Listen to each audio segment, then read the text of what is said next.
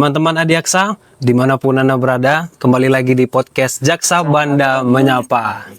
Kali ini, topik kita ini luar biasa nih Bintang. Topik kita adalah pembinaan narapidana. Menarik itu Bang. Menarik ini memang. Nah, narasumber kita kali ini, ya, ada Pak Mika SHMM, selaku Kepala Lapas Kelas 3 Banda Neira. Ya. Terima kasih Pak atas waktunya. Ya. Ini walaupun Pak Kalapas sibuk tetap mau menyempatkan waktunya nih Bintang bersama kita. Luar biasa nih. Nah Pak Mika, tema kita hari ini adalah pembinaan narapidana. Nah, tak kenal maka tak sayang kalau kata orang kan. Supaya orang-orang yang melihat podcast kita ini, masyarakat juga tahu siapa sih sebenarnya Pak Kalapas Kelas 3 Banda Neira ini. Kira-kira boleh disampaikan Pak sedikit gitu backgroundnya Pak. Iya. Ini sebelumnya terima kasih teman-teman abang dari Kejaksaan Cabang Ambon di Banda. Saya tugas di Banda sudah hampir 4 bulan. Oh 4 bulan Pak ya? Ya, sudah hampir 4 bulan.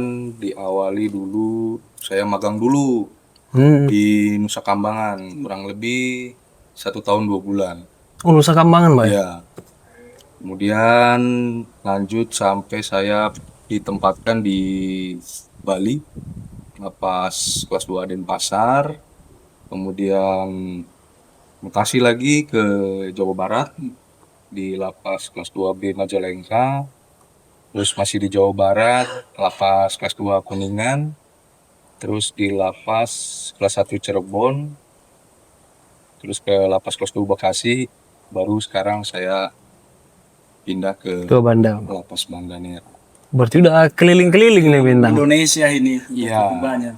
Barat ke timur, tengah. Oh iya betul. Sudah. Udah keliling Indonesia nih Pak, luar biasa. Banda ini sudah berapa lama Bapak? Sudah kurang lebih sudah 4 bulan. 4 bulan. Bapak kan terakhir di sini ya Pak ya. Kira-kira gimana sih Pak asal mula sejarah lapas Banda ini seperti apa? Ini menarik ya lapas Banda karena secara umum Banda Neira sendiri bangunan tuanya banyak. Bangunan tua dari pembangunan zaman kolonial banyak gitu. Jadi saya juga dapat beberapa sumber. Di antaranya ada dari peneliti asal Portugis katanya. Jadi bangunan lapas ini dulu dibangun sekitar tahun 1600-an. 1600-an, penggunaannya katanya waktu itu untuk para petinggi yang kerja di penjara. Iya, begitu juga digunakan untuk para tahanan politik. Nah, jadi saya baru bilang katanya nih. Jadi teman-teman dari Balai Pelestarian Kebudayaan Maluku sudah datang Bang ke lapas Banda. Pak Ketuanya sudah datang, berikut sama timnya juga sudah datang untuk memverifikasi bangunan lapas Banda Neira ini dari tahun berapa gitu. Nanti selanjutnya sedang berproses. Kami juga sedang komunikasi terus-menerus untuk kelanjutan objek budaya ini. Lapas Banda ini seperti apa? Apakah cagar budaya atau masih patut diduga? Gitu Bang. Luar biasa memang lapas ini yang penuh sejarah juga berarti Pak ya. Luar biasa memang. Nah, nggak klop rasanya Pak kalau misalnya kita nggak berbicara soal tentang hukum gitu Pak ya. Oh iya. Berdasarkan Perpres nomor 139 tahun 2024 kan tentang penataan tugas dan fungsi Kementerian Negara Kabinet Merah Putih periode tahun 24 sampai 29 ya. Terjadi pemisahan tuh Pak, ya kan? Antara Kemenkumham menjadi 3 kementerian, yaitu yang pertama Kementerian Hukum, ya kan? Kementerian Hak Asasi Manusia dan juga Kementerian Imigrasi dan Pemasyarakatan. Nah, kalau lapas ini lapas kan bagaimana lapas melakukan transisi dari Kemenkumham tadi ya kan menjadi Kementerian Imigrasi dan Pemasyarakatan. Kira-kira bisa dijelaskan Pak? Oh ya, ini kan Pak Presiden punya kabinet merah putih. Merah putih di zaman beliau ini banyak reformasi birokrasi di dalamnya, termasuk Kementerian Hukum dan HAM. Sekarang menjadi 4 ya. 4, ada Kemenko, ada Imigrasi Pemasyarakatan, ada Hukum, sama ada Hak Asasi Manusia. Nah, jadi kami di UPT Pemasyarakatan, kami tetap menjalankan tusi kami sebagai petugas pengamanan dan petugas pembinaan. Itu jadi transisi ini kami juga harus merestrukturisasi, khususnya ya dalam kelembagaan dan menyusul nanti dalam hal peraturan regulasi. Meskipun kami masih mematuhi peraturan hukum dan HAM yang masih ada. Itu jadi transisi ini tetap kami berproses seperti biasa, hanya kami sudah punya atap sendiri, Kementerian Imigrasi dan Pemasyarakatan. Iya. Jadi peraturan-peraturan yang sebelumnya masih mengatur masih dipakai ya Pak ya? Masih ada yang kita gunakan. Terus kan ini bangunan lama ini Pak ya? Berapa sih Pak jumlah kamarnya? Terus narapidanya berapa? Apakah muat di Lapas Banda ini? Jadi Lapas Banda ada kamar ada 5. Ada kamar ada 5, 3 kamar besar, terus 2 kamar sel. Jadi kami sekarang isi lapas ada 25 orang. Kalau hitung per kamar itu, yang kamar besar seharusnya kami sudah over, meskipun cuma over kapasitas cuma 1 orang. Nah, untuk kamar sel sampai sekarang syukur masih kosong. Ya, harapan kami juga nggak ada lah yang masuk kamar sel. Kalau total kapasitas di Lapas Banda kita ini berapa Pak? Kapasitas 24 orang. Oh, maksimal 24 orang. Kapasitas 24 orang, tapi untuk maksimal lebih dari 24 sebetulnya masih bisa. Masih bisa karena kamarnya besar. Besar. Iya. Kita masuk ke dalam bagian hukum lagi nih Pak, kira-kira. Dalam pasal 36 ayat 4 Undang-Undang Nomor 22 Tahun 2022 ya kan, disebutkan bahwa penempatan narapidana dikelompokkan berdasarkan usia dan jenis kelamin atau alasan lain sesuai dengan asesmen risiko dan kebutuhan yang dilakukan oleh asesor pemasyarakatan. Nah, bagaimana sih Pak penilaian asesmen risiko ini dan kebutuhan yang dilakukan asesor pemasyarakatan di Lapas Banda ini Pak? Ya. Jadi asesmen kebutuhan sama asesmen risiko, kami sekarang memiliki, rekan kami ada 2 orang petugas sebagai asesor. Asesor ini kan mengasesmen narapidana, itu kan sudah ada pertanyaannya. Jadi daftar pertanyaan ini rata-rata tentang keseharian warga binaan. Nah, warga binaan juga kan ada masing-masing ada hukumannya.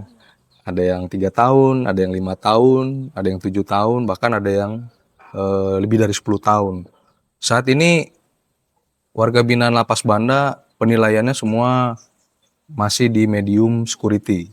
Medium security. Ya, medium security, karena melihat dari sisi hukumannya masih ada yang tinggi. Tapi secara kelakuan masih bisa dibilang ya minimum ya. Tapi karena itu udah ada form sendiri asesmennya, nilainya pasti medium gitu. Terus apakah dibedakan sih Pak seseorang itu berdasarkan tindak pidananya? Ya memang dibedakan. Yang pidana khusus di sini ada narkotika, ada tindak pidana korupsi, ada juga tindak pidana ini perlindungan PPA, itu perlindungan perempuan dan anak. Jadi kamarnya sementara dipisahnya hanya melalui umur aja. Ya, umur, melalui usia aja. Kebetulan yang lansia ada 1 orang lansia ya. Oh, berarti terhadap napi-napi yang di lapas ini dia dipisah-pisahkan berarti Pak ya? Iya. Berdasarkan tindak pidana yang dilakukan dia ya? Iya. Menarik juga nih Bintang, supaya masyarakat tahu gitu kan, napi-napi ini masukkan dalam penjara itu dia nggak semua digabungkan gitu ya, disatukan, dipisah-pisahkan berdasarkan tindak pidananya. Luar biasa memang. Bapak, kalau kita merujuk ke pasal 9 Undang-Undang Permasyarakatan, disebutkan bahwa hak-hak narapidana seperti menjalankan ibadah, mendapatkan pendidikan, terus mendapat kesempatan mengembangkan potensi, mendapatkan pelayanan kesehatan. Terus bagaimana sih Lapas Banda ini memastikan hak itu terpenuhi? Ya. Hak narapidana itu udah tercantum ya, tadi udah disebutkan sama abang di undang-undang. Jadi saya dibantu jajaran, dibantu juga sama pihak ketiga. Pihak ketiga ada dari Puskesmas, ada yang dari Kemenak, ada juga yang dari rumah sakit. Nah itu kami kontrol langsung, kami cek langsung. Oh, dicek langsung Pak? Iya, ya ketika mereka sehat berarti hak mereka terpenuhi. Ada kontrol dari perawat, ada juga kontrol dari teman-teman Kemenak. Ya bentuknya sih paling yasinan. Jadi mereka dapat haknya sesuai dengan undang-undang. Begitu juga makanan. Makanan Juga tetap ya, terjaga di ini Pak ya? ya, Terpenuhi semuanya. terpenuhi.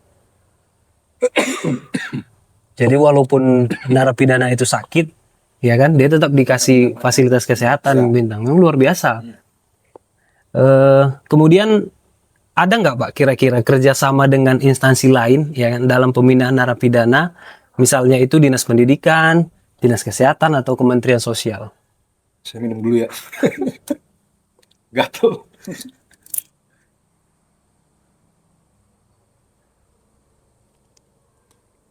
Jadi Bang, kita ada kerjasama dengan pihak ketiga, dengan rumah sakit, dengan puskesmas juga ada, dengan Kementerian Agama, KUA ada, sama gereja tua juga ada.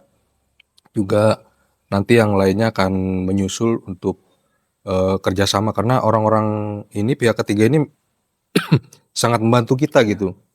Maksudnya kita nggak akan dalam hal pembinaan, perawatan kesehatan. Kita kalau yang turun langsung bisa, tapi akan lebih baik dibantu dari pihak ketiga. Betul. Jadi biar warga binaan juga dapat itu sesuai dengan masyarakat umumnya di luar. Itu karena warga binaan kan cuman terkekang badan saja. Hak-hak lain juga harus terpenuhi. Betul. Berarti kerjasama dengan instansi lain itu tetap ada gitu Pak ya di Banda ini ya. Walaupun Banda ini kecil, ya kan, tapi tetap kerjasama dengan antara instansi itu tetap ada. Iya. Gitu. Luar biasa berarti Pak. Oke Pak, terus kan narapidana juga manusia ya Pak ya, makhluk sosial. Jadi ada kalanya antar narapidana itu ribut Pak. Terus bagaimana sih Pak strategi pengelolaan narapidana ini agar tidak terjadi konflik antar warga binaan atau mungkin menghadapi potensi gangguan keamanan seperti kerusuhan atau pelarian gitu Pak? Ya. Emang betul ya, tadi abang bilang warga binaan pun manusia, petugasnya juga manusia. Manusia juga. Jadi sama-sama kita sama makhluk yang sama gitu kan. Jadi kami di Lapas Banda kita sudah memitigasi resiko terkait gangguan keamanan ketertiban. Kami melaksanakan rutin seperti penggeledahan kamar, penggeledahan badan, juga kami melakukan tes urin. Itu rutin Pak ya? Tes urin ya rutin. Kadang juga insidentil kami lakukan ketika ada informasi yang memang kita harus melaksanakan penggeledahan atau cek tes urin. Nah, selain itu juga, selain ada regu pengamanan, kami teman-teman pejabat manajerial juga ada piket, dikontrol langsung, dilihat, ditanya, ya sambil cek sehat atau bagaimana. Sambil kita juga kadang-kadang ketok-ketok tembok gitu, meskipun ini sekarang kokoh, kita ketok siapa tahu kan. Nah kita harus waspada, sepatu ada yang rapuh, nah itu menjadi potensi juga nantinya. Nah, makanya banyak sih kami ya seperti masyarakat di luar lah. Kadang-kadang kita ajak olahraga, kita ajak perlombaan, permainan gitu. Jadi kita bikin juga seperti keluarga juga, keluarga binaan. Jadi di lapas ini benar-benar kayak dibina olahraganya. Ketika luar dapat ilmu di sini, seperti tadi pendidikan. Iya. Terus Bapak apa sih Pak inovasinya di Lapas Banda ini supaya mendukung pembinaan lebih efektif lagi Pak? Meskipun ya kita tahu ya Pak di Banda ini semua terbatas. Ya. Kalau inovasi kami juga melihat yang masyarakat di luar. Ya seperti kami juga kan warga binaan Kristen itu, ini hari apa nih? Hari Senin ya? Hari Senin teman-teman petugas Lapas Banda kadang suka pimpin juga. Ada ibadah buka usbu. Nanti di hari Sabtu tutup usbu, nanti bergantian kita kasih kesempatan mereka memimpin ibadah tutup usbu. Itu di luar dari pihak ketiga. Oh, berarti hanya antar mereka aja gitu, Pak? Iya, antar mereka sama kita petugas gitu. Jadi biar kami nggak ada sarpras yang mendukung, ya kami sebenarnya masih masih manual mungkin. Masih manual. Nah, di samping itu tadi dibantu sama Kementerian Agama sama GPM sini yang Banda, itu di inovasinya kami seperti itu saja. Ya, saat ini di Lapas Banda. Itu luar biasa nih Bintang. Kalau yang untuk Kristen ya kan napinya yang menjadi pemimpin ibadahnya ya kan, kemudian bergantian. Tapi nggak hanya antar napi aja, ya kan, antar petugas juga, betul Pak ya? Ya. Yang Muslim juga sama. Ya, kita tidak memaksakan yasinan itu atau pengajian itu memaksakan harus Kementerian Agama datang. Mereka kita kasih kesempatan. Ketika seperti malam Jumat, ya kita kasih kesempatan untuk ini di musola, untuk menambah iman juga kan. Jadi ketika mereka keluar bisa diterapkan di masyarakat ya Pak. Harapannya seperti itu. Jadi manusia lebih baik gitu Pak ya. Amin. Nah kemudian kita masuk kepada tentang remisi loh Pak. Oh iya. Remisi ini kan sering kita lihat di berita-berita gitu Pak ya, remisi. Nah, kalau kita merujuk pasal 10 Undang-Undang Pemasyarakatan Pak ya. Nah, terdapat hak narapidana dengan syarat tertentu yaitu adalah remisi. Nah, kira-kira bisa dijelaskan nggak Pak, remisi itu apa sih dan bagaimana penilaian dalam pemberian remisi? Ya, remisi itu masa pengurangan pidana, narapidana yang tentunya ada ketentuan yang mengatur di situ pengurangannya. Jadi narapidana itu mendapat remisi itu hukumannya minimal ya 7 bulan lah. Karena di situ ada ketentuan harus berkelakuan baik selama 6 bulan. Jadi kalau hukumannya 6 bulan ya tidak dapat remisi, di atas 6 bulan baru dapat remisi. Nah selain itu masih ada syarat seperti laporan perkembangan pembinaan, terus ada tidak terdaftar sebagai register F. Nah nanti selanjutnya persyaratan-persyaratan ini kita usulkan melalui sistem database pemasyarakatan yang kita sebut SDP. Pak. Ya, diusulkan melalui online lewat sistem itu sampai dengan surat keputusan remisinya juga lewat SDP. Tuh. Berarti memang penilaiannya cukup panjang ya Pak ya, cukup banyak. Panjang. Karena kalau nggak ada syarat-syarat yang dipenuhi, diantaranya itu nanti akan menjadi pertanyaan masyarakat juga. Berarti dia harus kumulatif gitu Pak? Ya. Syarat-syaratnya. Ya. Jadi ya administratifnya ya itu Bang, kayak kutipan putusan sama BA 17-nya dari kamera daftar.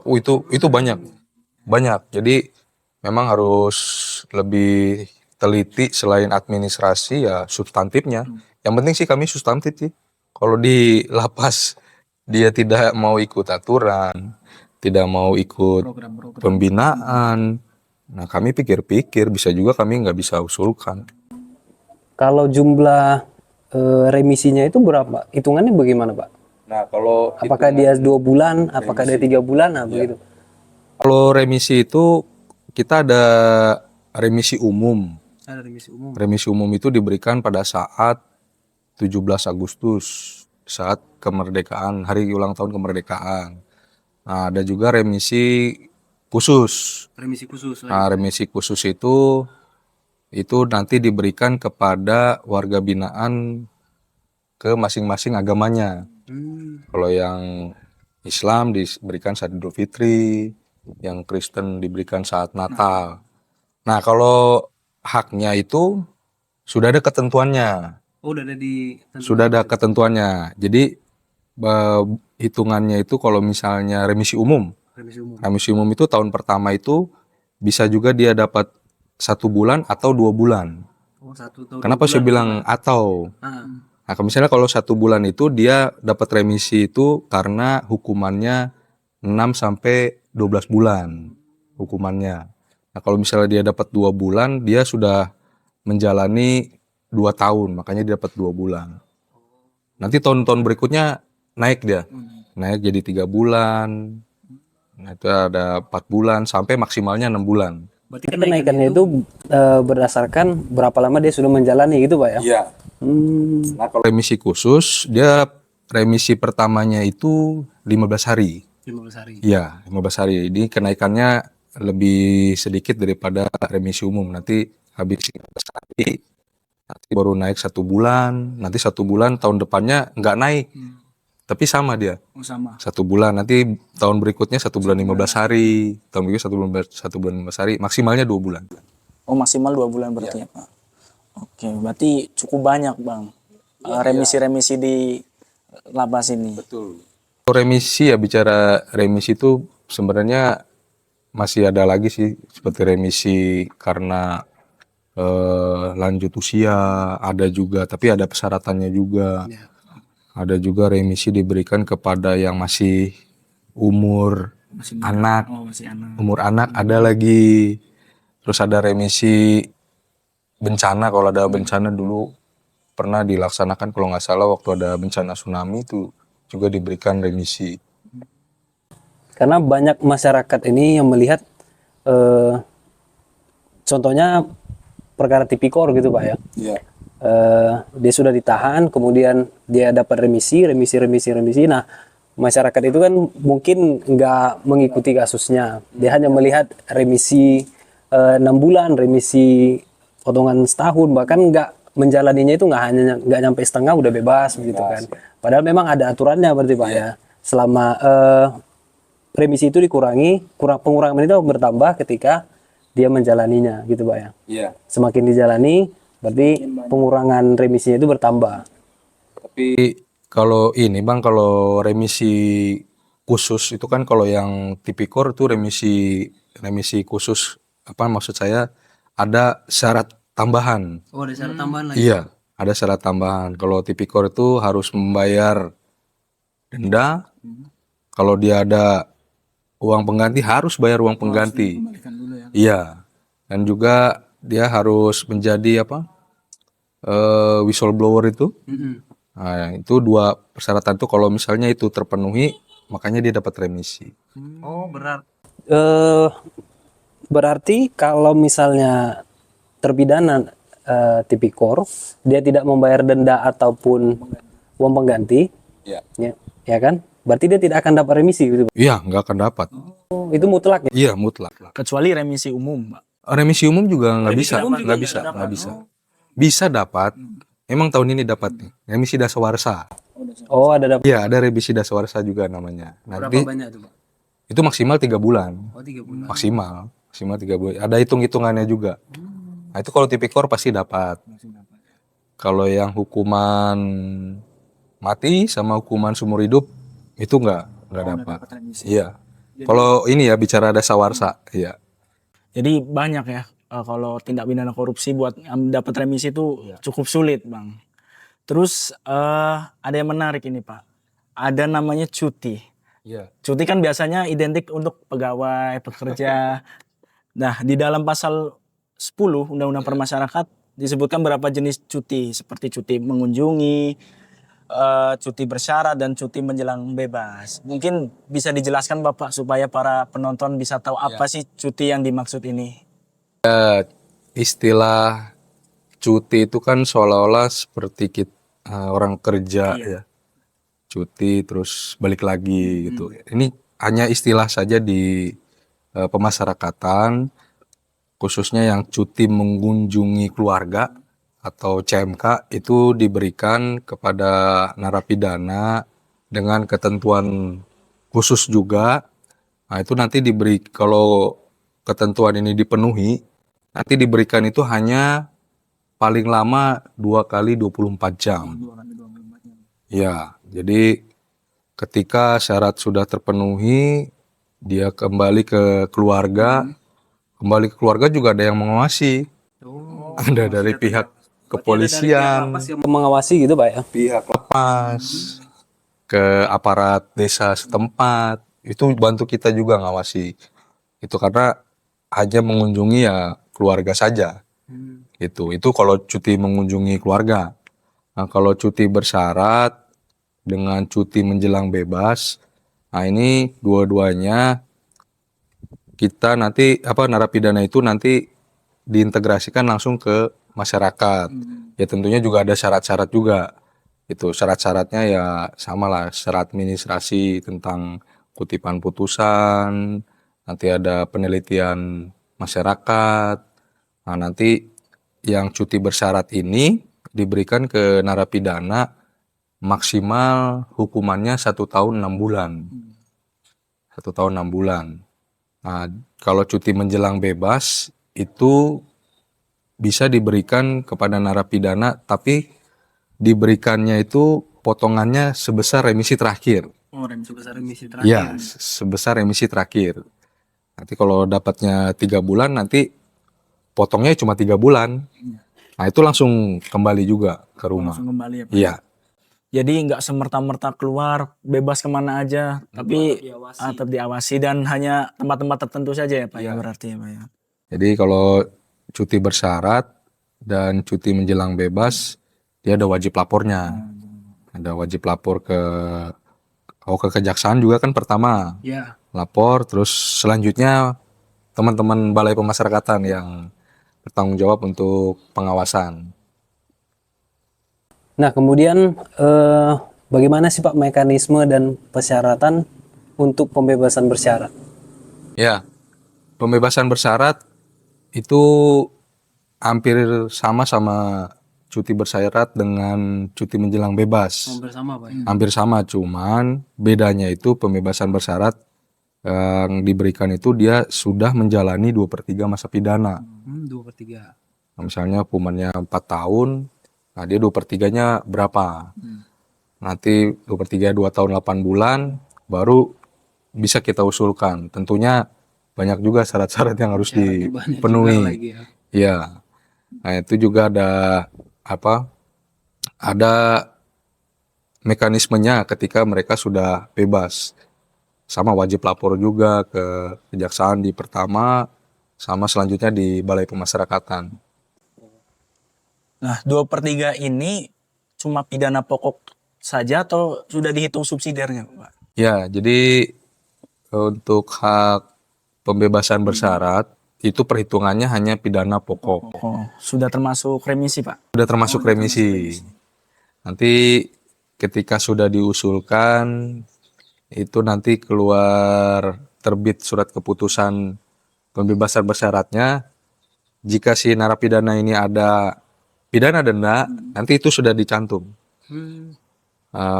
Pidana kurungan sejak tanggal sampai tanggal berapa. Kalau kurungannya 3 bulan, ya menjalani 3 bulan sesuai dengan surat keputusan gitu. Berarti yang dihitung hanya pidana pokok dan remisinya Pak? Iya, pidana pokok sama remisinya saja. Bapak kan walaupun di sini baru 4 bulan, tapi kan mungkin udah terasa nih Pak, apa tantangan terbesar yang dihadapi lapas Banda ini? Ada di lapas ini Pak, dalam Pak Mika selaku pimpinan. Kalau secara pribadi saya bertugas itu tantangan terbesarnya selalu saya mengharapkan keberhasilan dalam pembinaan. Maksudnya dalam hal pembinaan ini tadi mereka sudah taat ibadah, terus bantu kita kerja di kebun luar, di kebun dalam. Nah, harapan kami itu di luar pun mereka melakukan hal yang sama, minimal ya tidak melakukan pidana lagi. Nah, jadi selain pembinaan, harapannya juga di pengamanan, dalam sisi keamanan kami juga berharap ya lapas Banda tidak terjadi adanya gejolak atau gejala aja. Itu tantangan terbesarnya itu, karena kita merawat manusia ya. Selama Pak Mika bertugas sebelum di Banda nih Pak ya, Iya. pernah terjadi kerusuhan Pak di Satker yang sebelumnya? Nah, iya nih menarik ya. Yang paling parah gitu Pak. Nih menarik. Kalau itu saya alami sendiri waktu di Bali ya, waktu di lapas kelas 2 Denpasar. Kalau nggak salah itu tahun 2012. 2012. Ya, itu terjadi gejolak, gedung kantor terbakar, terus ada juga perkelahian antar massa di dalam. Nah, itu pengalaman paling berharga, paling berharga itu. Ya nggak bisa dilupa gitu Pak. Wah, sulit. Kesan sekali ya Pak ya. Berkesan. Meskipun buruk ya, secara pribadi saya harus introspeksi juga, barangkali petugasnya yang salah kan gitu. Karena kalau di lapas ini harus praduga bersalah. Iya. Bener Pak ya? Ya, Jangan-jangan gitu. kita curiga saja, nggak boleh menuduh. Benar. Nah, kira-kira nih Pak, apa sih harapannya untuk lapas Banda ini ke depannya gitu Pak?